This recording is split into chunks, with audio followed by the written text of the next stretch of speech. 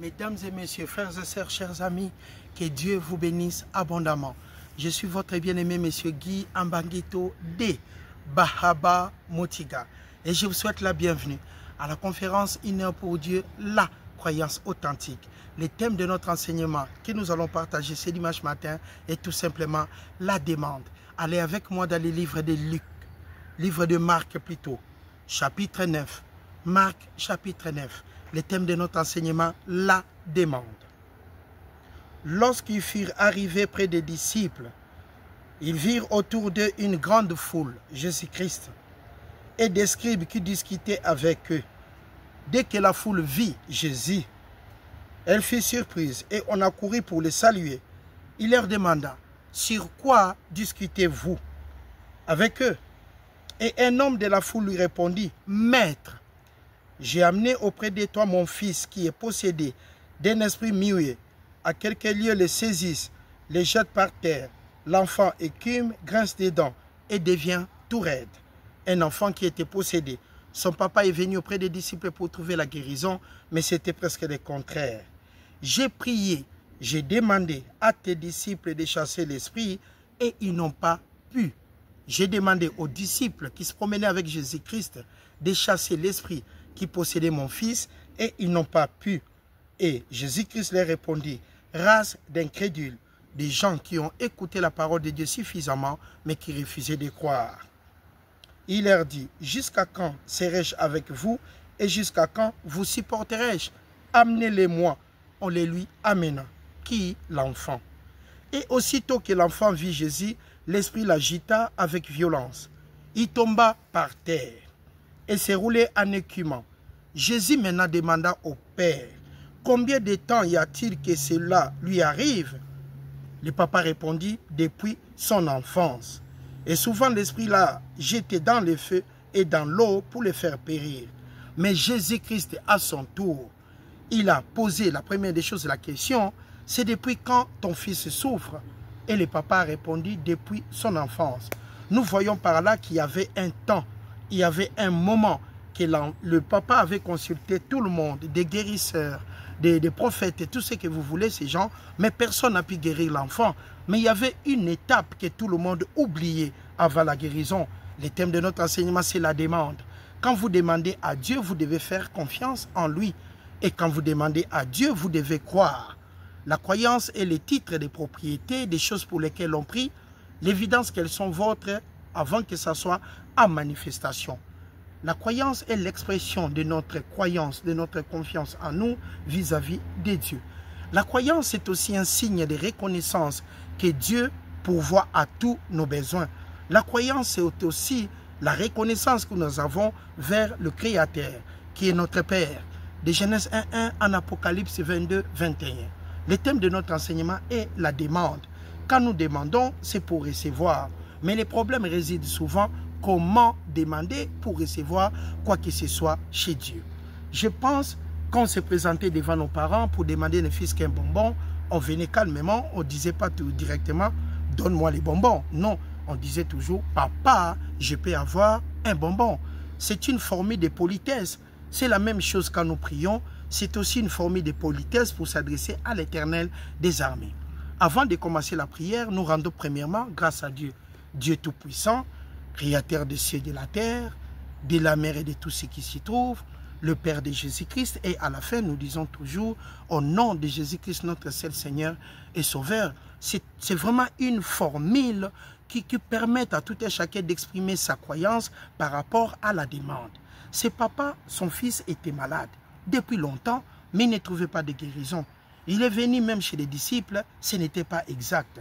Mais regardons Jésus-Christ, comment il a pu formuler la situation et engager la démarche d'une manière claire. Et en premier lieu, qu'est-ce que Jésus-Christ a accompli afin de permettre à ses papas de trouver la guérison pour son fils. Maintenant, mais si tu peux quelque chose, viens à notre secours et aie compassion de nous. Il a dit à Jésus-Christ, si tu peux quelque chose, aie compassion de nous, viens à notre secours. Mais Jésus-Christ n'a pas directement pris l'enfant et dit que l'esprit quitte ses corps. il n'a pas fait comme ça. Regardons comment Jésus-Christ a commencé, s'il vous plaît. Jésus-Christ lui dit, si tu peux le croire, tout est possible à celui qui croit. Jésus-Christ lui dit, si tu peux, tout est possible à celui qui croit. Donc, ce papa ne pouvait pas tout simplement amener son fils vers le disciple sans croire, pensant dans sa tête que la guérison était automatique. Non, la première des choses, quand nous demandons, c'est que nous faisons confiance et que nous croyons. Ce papa devait arriver à la croyance exacte. Quand il s'est présenté devant les disciples, personne n'avait compris que ce papa n'avait pas compris qu'il y avait une formule pour recevoir quoi que ce soit chez Dieu. Ce papa n'avait pas compris, quand tu demandes, tu dois croire. Il ne savait pas ça. Il a fallu qu'il reçoive l'enseignement sur la croyance pour permettre à ce papa d'ouvrir son cœur et de croire et de comprendre que dans la boîte à gâteau à papa, il faut mettre la main pour retirer. Dans la boîte à gâteau à papa, il faut agir et retirer selon ses besoins. C'est incroyable ce qui s'est passé. Les autres commençaient à crier que l'enfant, l'esprit quitte le corps de l'enfant, sans pour autant convaincre au papa. Il s'agissait premièrement de croire. Quand nous demandons, nous devons croire. Le thème de notre enseignement est tout simplement la demande. Dernièrement, j'étais au travail, un collègue est venu auprès de moi, il m'a posé la question, il a dit, Guy, j'ai un ami qui souffre tellement. Je lui ai demandé de quelle situation. Il m'a dit, mon ami a 2 enfants. Les 2 enfants sont malades. Il s'est rendu partout dans des hôpitaux, on ne trouve rien. Et jusqu'à maintenant, il travaillait. Il était toujours là en forme. Mais maintenant, il est tellement affecté par cette situation, il ne comprend plus rien. Et mon ami m'a posé la question, pourquoi Dieu a autorisé cela? Quel est ton point de vue, Guy? Je lui ai dit, mon frère, j'ai compris tout ce que tu m'as expliqué. Et tu m'as dit aussi qu'il s'est rendu dans une ville au Portugal qu'on appelle Fatima. C'est une ville vraiment reconnue dans le monde entier. Il s'est produit des miracles là-bas. Il s'est rendu même là-bas, mais ses enfants souffraient toujours. Je lui ai dit, est-ce que ce papa est-il convaincu que Dieu existe? Est-ce que ce papa est au courant que Jésus-Christ aussi est là? Il m'a dit, ah, ça, je ne sais pas encore. Donc, dans ces cas-là, peut-être ce papa est tenté de souffrir partout dans des hôpitaux. Mais s'il y a un esprit qui possède ses enfants, comment peut-il trouver la guérison si ce papa n'est pas au courant que tout est possible à celui qui croit? S'il n'est pas au courant que quand tu demandes, tu dois ouvrir ton cœur pour recevoir quoi que ce soit de Dieu. Demander, c'est une autre chose. Mais recevoir quoi que ce soit de Dieu, c'est par rapport à sa croyance. Quand on demande, on doit être convaincu qu'en retour, on doit recevoir quelque chose.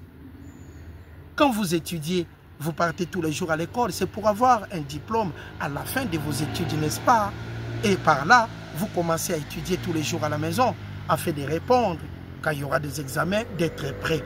C'est aussi la réalité dans la parole de Dieu. Avant de demander quoi que ce soit à Dieu, vous devez être convaincu de votre demande. À quoi ça doit servir? Quel est votre point de vue? Au fait, quel est vraiment votre projet? C'est comme si vous trouvez un homme qui cherche une femme, mais en réalité, il n'a pas besoin. Il veut juste montrer aux gens qu'il est marié. Et c'est comme si vous trouvez une dame qui cherche un homme pour le mariage, mais en réalité, elle n'est pas prête pour le mariage, mais elle veut juste impressionner les quartiers qu'elle est tout simplement mariée. Quand nous demandons, nous devons être convaincus et les projets doivent être sûrs. On ne peut pas demander à Dieu la mort de son ennemi. Ça, ce n'est pas disponible dans la parole de Dieu. Nous devons demander à Dieu ce qui est disponible. Manger, c'est disponible. Boire, c'est disponible. On a besoin de boire de l'eau, peut-être qu'on finit de manger. C'est ça la volonté de Dieu. Et travailler, c'est disponible. Parce que nous sommes des responsables dans nos familles. Nous devons subvenir aux besoins de nos familles. Et c'est disponible que Dieu pourvoit à vos besoins. Il y a des choses qui sont disponibles et des choses qui ne sont pas disponibles. Vous pouvez haïr l'enseignant, mais pas la parole de Dieu. Il y a des gens peut-être qui ne m'aiment pas, mais ils ne peuvent pas haïr la parole de Dieu parce que c'est moi qui l'enseigne, n'est-ce pas? Ça peut arriver dans la vie. Je n'ai pas encore un corps incorruptible. Ça sera au retour de Jésus-Christ. Que Dieu vous bénisse. Le thème de notre enseignement, la demande. Avant de demander, vous devez croire et avoir un projet clair. Regardons la demande de ses pères pour son fils. Aussitôt le père de l'enfant, après avoir écouté la parole de Dieu, que tout était possible à celui qui croit, après avoir compris que pour recevoir quoi que ce soit de Dieu, vous devez croire. Alors, écoutons la réponse. Maintenant, et le Père Jésus-Christ lui répondit, tout est possible à celui qui croit. Aussitôt le Père, il a compris. Le Père de l'enfant maintenant s'écria à haute voix, je crois, viens au secours de mon incrédulité. Viens au secours de mon incrédulité. Je crois, maintenant, viens au secours de mon incrédulité. Quand ce papa parlait de l'incrédulité, ça veut dire quelqu'un qui n'a jamais écouté la parole de Dieu pour croire convenablement. Il n'avait jamais eu l'opportunité d'écouter la parole de Dieu pour croire. Maintenant, là, Jésus-Christ l'a enseigné que tout était possible à celui qui était prêt de croire. Et à ce moment-là, le papa dit, viens au secours de mon incrédulité, parce que je n'ai jamais écouté la parole de Dieu pour arriver à croire convenablement. Et aussitôt, l'enfant a pu connaître la guérison. Donc, quand nous demandons, nous devons comprendre que tout est possible à celui qui croit. Et la demande vis-à-vis de Dieu par rapport à nos besoins doit être bien établie. C'est tout un projet. Même si tu n'aimes pas Mbanguito, mais tu ne peux pas t'asseoir la nuit pour prier et demander à Dieu la mort de ces derniers. Ça n'a pas de sens. Ce n'est pas disponible dans la parole de Dieu. Mais c'est disponible d'avoir un travail selon votre croyance. Jean 14. Jean chapitre 16 plutôt. Le thème de notre enseignement, la demande. Que Dieu vous bénisse abondamment. La demande. Jean chapitre 16. Et bienvenue à la conférence 1 heure pour Dieu, la croyance authentique. Jean chapitre 16. Le verset 24. Excusez-moi. Jean chapitre 16, le verset 24. Le verset 24. Jusqu'à présent, vous n'avez rien demandé en mon nom de Jésus-Christ. Demandez et vous recevrez, afin que votre joie soit comment? Parfaite. Jusqu'à maintenant, vous n'avez rien demandé. Demandez et vous recevrez, afin que votre joie soit comment? Parfaite, ou soit complètement complète. Votre joie, c'est de la volonté de Dieu que vous ayez un travail dans vos vies. Et c'est la volonté de Dieu que vous soyez heureux. C'est la volonté de Dieu que vous prospérez à tous égards. C'est selon ses promesses, n'est-ce pas? Mais comment ça fait-il jusqu'à maintenant? Si vous regardez sur cette terre, il y a plusieurs chrétiens qui sont dans des situations incroyables. On peut se dire, est-ce que la parole de Dieu vraiment nous accompagne? Or, ce n'est pas la faute de la parole. C'est comme ce papa qui disait, viens au secours de mon incrédulité. Ce papa n'a jamais eu l'occasion de comprendre qu'est-ce qu'est la croyance, de comprendre comment recevoir quoi que ce soit selon la volonté de Dieu par rapport à la demande. Nous demandons à Dieu tout ce que nous voulons. Est-ce que c'est vraiment disponible? C'est vraiment disponible de demander à Dieu de te donner le fleuve. Est-ce que c'est vraiment possible? Demander à Dieu d'avoir le lac Léman pour soi-même. Est-ce que c'est disponible? Et les autres, qu'est-ce qu'ils vont boire? Nous allons demander toujours à Dieu ce qui est disponible. Je répète encore, ce n'est pas parce que vous n'aimez pas quelqu'un que vous allez souhaiter qu'il soit viré du travail.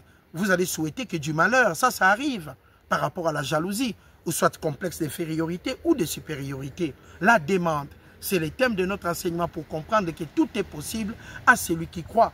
Ce papa était avec son fils qui a souffert des années, mais il n'avait pas encore compris que tout était possible à celui qui croit. Et croire, ça veut dire avoir confiance à Dieu. Et après cela, la guérison était disponible. Quand nous croyons, nous avons confiance à Dieu. Quand nous demandons à Dieu, ce n'est pas question d'avoir d'expérience à l'église. Être à l'église pendant 40, 60 ans, ce n'est pas ça le problème. Mais c'est de croire et de faire confiance à Dieu. On peut être à l'église pendant 40 ans, mais sinon on n'a pas confiance à l'Éternel des armées. On sera toujours là, immobile. Mais quand on est de croyants, nous sommes là pour rendre disponible la parole de Dieu et faire comprendre les autres que c'est disponible la réussite selon la volonté de Dieu. Jacques chapitre 1. L'épître de Jacques, chapitre 1. À partir du verset 2. Mes frères, regardez comme un sujet de joie complète les diverses épreuves auxquelles vous pouvez être exposés, sachant que l'épreuve de votre foi, la croyance, produit la patience. Quand nous demandons, nous devons attendre. Mais il faut que la patience accomplisse parfaitement son œuvre, afin que, dans le but, que vous soyez parfaits et accomplis sans faillir à rien. Mais pour être parfait et être accompli sans faillir à rien, la première des choses, si quelqu'un d'entre vous, mes frères et sœurs, manque de sagesse, la connaissance appliquée de la parole de Dieu, si quelqu'un d'entre vous manque de sagesse, qui la demande à qui? À Dieu. C'est une demande qu'on demande à qui? À Dieu. Qui donne, papa, à tous simplement et sans reproche, elle lui sera donnée. Pourquoi elle lui sera donnée? Elle doit demander sans, écoutez-moi, sans douter, car celui qui doute est semblable au flot de la mer, agité par les vents et poussé d'un côté et d'autre. Qu'un tel homme, cette personne-là, ne s'imagine pas qu'il recevra quelque chose du Seigneur. C'est un homme irrésolu. Si quelqu'un d'entre vous manque du travail, si quelqu'un d'entre vous manque la paix, si quelqu'un d'entre vous est tout simplement malade, si quelqu'un de votre famille souffre depuis longtemps, vous avez le droit de demander à Dieu. Mais quand vous demandez, vous ne devez pas douter. Si vous doutez, vous n'aurez absolument rien. Mais si quelqu'un d'entre vous manque la paix, qu'il la demande à Dieu, et Dieu donne à tous simplement, mais vous devez demander sans douter, car celui qui doute est semblable au flot de la mer, qui agit comme ça de haut vers le bas. De haut vers le bas. Et la parole de Dieu vous confirme que tel homme ne pense pas qu'il va recevoir quoi que ce soit de Dieu, parce que c'est un homme irrésolu.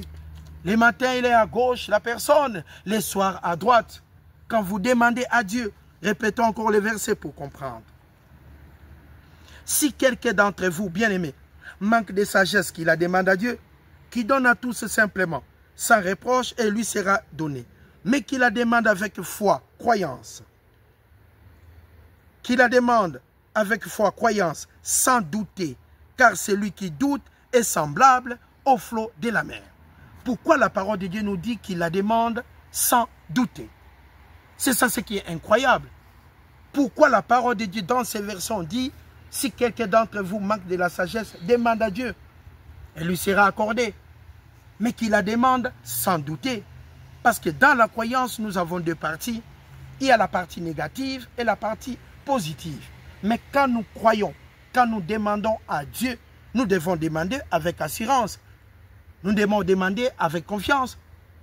Nous devons demander tout en sachant que Dieu pourvoira toujours à tous nos besoins, sans douter, parce que celui qui doute croit automatiquement négativement. Ainsi dit la parole. Que Dieu vous bénisse abondamment. Le thème de notre enseignement, la demande. Premier chapitre, premier roi chapitre 3. Que Dieu vous bénisse, bien-aimés. Incroyable la réalité. Premier roi chapitre 3. Et le thème de notre enseignement, la demande.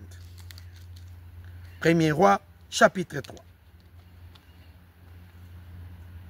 Nous allons commencer à partir du verset 6. Tu as traité avec une grande bienveillance ton serviteur David, mon père. Ça, c'est Salomon qui répond à Dieu parce que Dieu lui avait posé la question. Demande ce que tu veux. Mon père, parce qu'il marchait en ta présence dans ta fidélité. Dans la fidélité, dans la justice et dans la droiture du cœur envers toi. Tu lui as conservé cette grande bienveillance et tu lui as donné un fils qui est assis dans son trône, Salomon, comme elle le voit aujourd'hui. Maintenant, éternel mon Dieu, tu as fait régner ton serviteur à la place de son père, David. Et moi, je ne suis qu'un jeune homme, je n'ai point d'expérience. Ton serviteur est au milieu d'un peuple que tu as choisi, peuple immense, qui ne peut pas être compté ni nombré. À cause de sa multitude, accorde donc à ton serviteur un cœur intelligent pour juger ton peuple, pour discerner le bien du mal. Car pour qui pourrait juger ton peuple, ce peuple si nombreux? Dieu a dit à Salomon, demande tout ce que tu veux, ça te sera accordé. Mais Salomon a demandé tout simplement la sagesse pour diriger le peuple de Dieu. Vous vous rendez compte? On vous amène dans une banque qui a tellement de l'argent, on vous demande, qu'est-ce que vous voulez? Croyez-moi, mesdames et messieurs, quand vous regardez l'argent, la première des choses, vous allez dire tout simplement, je vais prendre de l'argent, je vais retirer une somme incroyable pour mon avenir. Mais il y a quelqu'un qui vient et dit non, je n'ai pas besoin d'argent, allez distribuer au peuple qui souffre. C'est incroyable. C'est ça ce que nous voyons, la sagesse. Dieu a dit à Salomon, demande tout ce que tu veux, la richesse, ça te sera accordé. Il a dit, papa, je désire pas cela, mais comme je suis sur le trône, je puis remplacer mon père David. Père, je te demande tout simplement la sagesse pour conduire ton peuple. Magnifique. C'est ça ce qu'on appelle une demande. C'est ça ce qu'on appelle la croyance. Quand vous entrez dans une église, et que tout le monde doit prier à haute voix, sur 1000 prières, vous prenez 500, c'est des gens qui cherchent peut-être la guérison. Et dans ce qui reste, la moitié, ce sont des gens qui vont chercher tout quoi? L'argent, ou soit la souffrance, d'avoir la guérison et autres. Mais croyez-moi, ce que nous devons demander à Dieu, c'est que sa parole puisse aller de l'avant. C'est le premier besoin de tout être humain. Être reconnaissant à Dieu plutôt. C'est de demander que la parole de Dieu aille partout sur cette terre. C'est la première demande pour un chrétien ou chrétienne. Si vous croyez vraiment et que vous faites confiance à Dieu, nous devons être reconnaissants. C'est demander à ce que Dieu vous donne le courage d'enseigner sa parole. On peut détruire l'enseignant. Vous pouvez détruire, haïr même l'enseignant. Mais vous gérez tes jours. Incroyable. Salomon a demandé que la sagesse. Et Dieu lui accorda la richesse, la paix. Dieu lui accorda la force et autres. Puisque tu n'as demandé que la sagesse, moi papa, je t'accorde aussi la richesse. Puisque tu n'as demandé que la paix, et moi papa, je t'accorde aussi la richesse. Puisque tu as demandé que la paix pour les autres, et moi père, je t'accorde aussi la richesse. Puisque tu as demandé la paix pour tes ennemis, et moi papa, je t'accorde aussi la richesse. C'est la première des choses qu'on doit faire dans la vie. Quand nous prions, quand nous demandons à Dieu pour faire connaître nos besoins, nous devons être rassurés comment demander et être prêts à croire pour recevoir quoi que ce soit de Dieu par rapport à notre croyance. Et la croyance est le titre de propriété des choses pour lesquelles on prie, l'évidence qu'elles sont vôtres avant que ça soit en manifestation. La croyance est l'expression de notre confiance vis-à-vis de Dieu. La croyance est la reconnaissance que Dieu envoya son Fils unique afin que quiconque croit en lui ne périsse point, mais qu'il ait la vie éternelle. La croyance est notre confiance que Dieu a travaillé avec Abraham. Aujourd'hui, c'est le père des croyants. La croyance est notre reconnaissance que Dieu a travaillé avec Moïse. La croyance est cette assurance que 1000 tombent à gauche, 10 000 à notre droite, nous ne serons jamais atteints. La croyance est notre assurance que la paix de Dieu va toujours nous accompagner, quel que soit le problème. Nous avons l'autorisation de demander. La croyance est cette assurance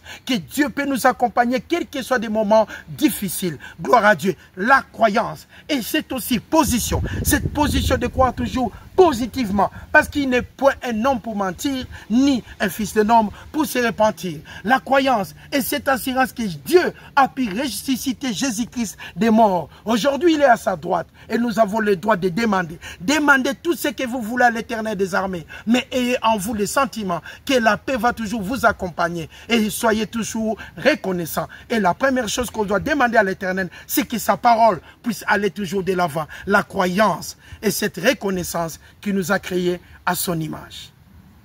Mesdames et messieurs, frères et sœurs, je vous souhaite un bon dimanche avec joie et simplicité de cœur. C'était là la demande.